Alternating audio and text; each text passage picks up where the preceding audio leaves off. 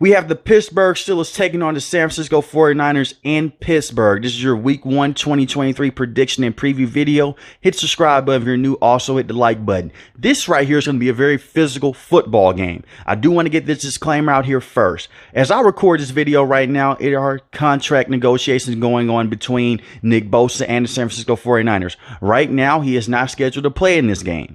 So that's the way I'm going to have it going for the rest of this video. So I want you guys to keep that in mind when I talk about the San Francisco 49ers on their side of things. Let's start with the Pittsburgh Steelers because they are the home team. The Pittsburgh Steelers looked extremely good on the back half of last season. The offense was starting to get things together, and they had an amazing preseason with Kenny Pickett. But that's the preseason. You're going against a lot of guys that got cut and a lot of guys that were not going to make the roster to begin with.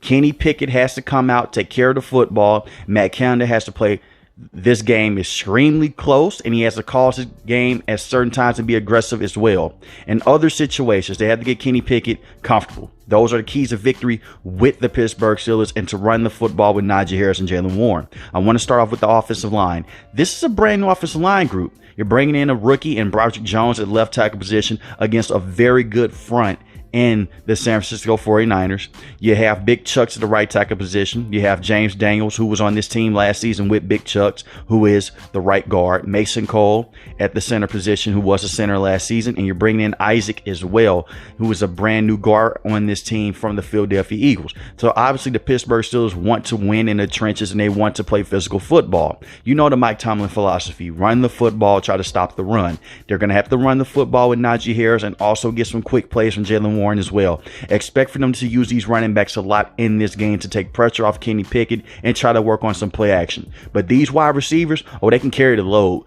George Pickens is special, and so is Deontay Johnson. But be on the lookout for Pat Freiermuth in this game to get some big plays. Usually the Pittsburgh Steelers try to sneak him into the red zone. He's going to be a guy that you need to look at in this game if you are a San Francisco 49ers try to take that target away from Kenny Pickett. Didn't have the best season last season, but he was very good his rookie season, and he did come in clutch at times with Kenny Pickett and crew. So look for this offense to take a step up from what they did last season. It is going to be a bit stressful because the defense that they're going against, even without Nick Bosa, but I believe this Pittsburgh Steelers offense could go out there and prove that they're going to be very good for the foreseeable future and for the rest of this season.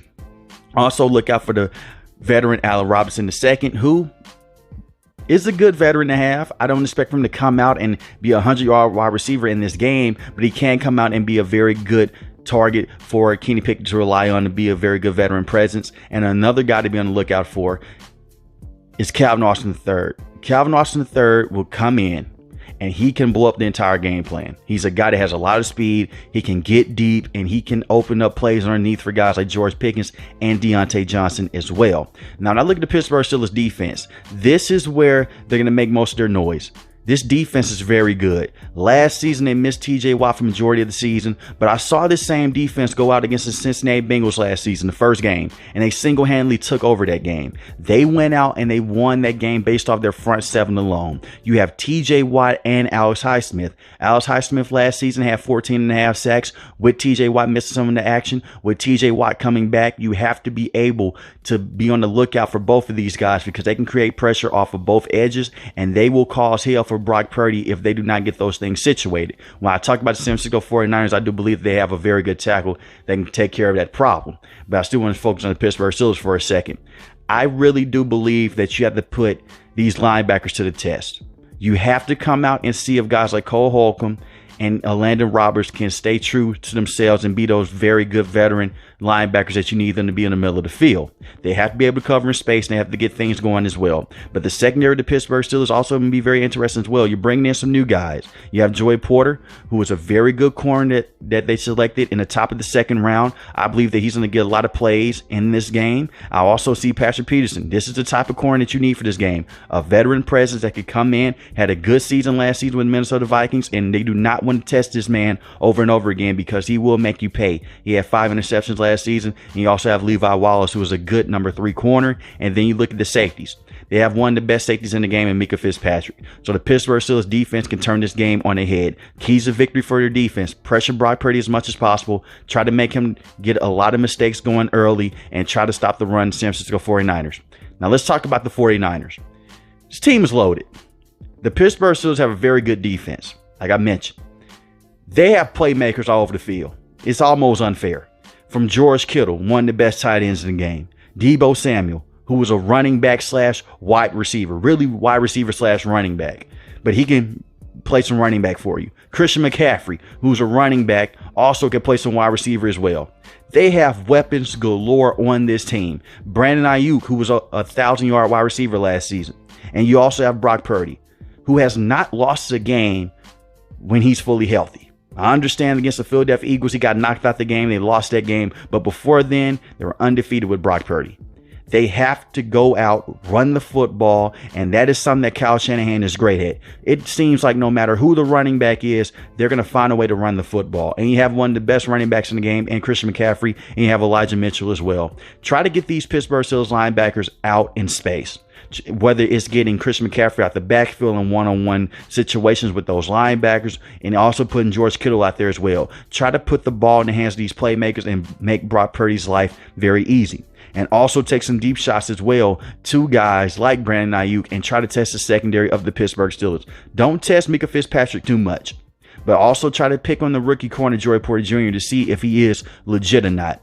The offensive line has to keep Brock Purdy upright. Last season, how did he get hurt in the NFC Championship? They were not able to keep him upright. The tackle whiffed. He ends up tearing his UCL in his elbow. You have to be on lookout for this front seven, because these guys have Cameron Hayward, TJ Watt, and Alex Highsmith. They're going to be feasting, and they're going to be ready to rip Brock Purdy apart. Trent Williams is one of the best tackles, if not the best tackle in the game. And I respect him a lot. But you will be without Mike McGlinchey because he's no longer with this team. You can say what you want to say about Mike McGlinchey. He was a bad tackle at times, that they weren't willing to pay him. But he had his good moments. We're going to see how the right tackle looks with this team. Is he ready to guard a guy like TJ Watt or ready to guard a guy like Alex Highsmith? And how would the interior of the offensive line look against a guy like Cameron Hayward? If they can't protect Brock Purdy and they can't run the football on this Pittsburgh Steelers team, they will lose this game. Point blank period. They will lose this game if they cannot run the football and they cannot protect Brock Purdy. Because I've seen this defense go out before and single-handedly change the game. Now, the defense of the San Francisco 49ers, like I said, right now as I record this, it's discussion about Nick Bosa holding out. He wants his money. Right now, he's on pace not to play that game. Even without Nick Bosa, this defense is a problem.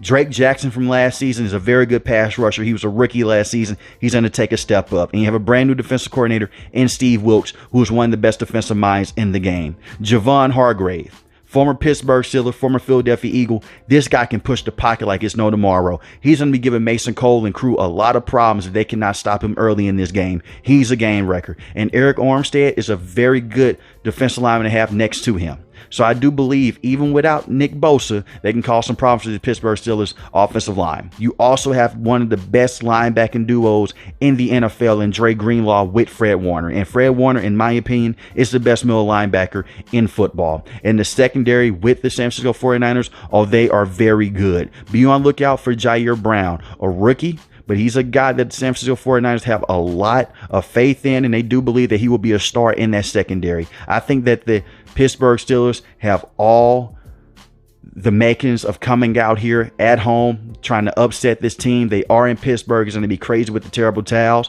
but I'm going to take the San Francisco 49ers to win this game. I believe that they have too many playmakers for the Pittsburgh Steelers, and at the same time, I don't have that much faith in Matt Canada. I saw the offense be explosive in the preseason, but I don't know if it's going to be able to translate over against a defense like this and over to the regular season. I do think this game will be close. I have the San Francisco 49ers winning this game 24-17. I still do believe the Pittsburgh Steelers could come out and upset. I would not be surprised by that. But the safe bet is to take the San Francisco 49ers to win this game 24-17. Let me know in the comment section, who do you have winning this game, the Pittsburgh Steelers or the San Francisco 49ers? If you're new to the channel, hit the subscribe button. If you like the video, hit the like button. Most importantly, I want each and every last guy stay safe, stay positive. Thanks for watching the video, guys. Peace.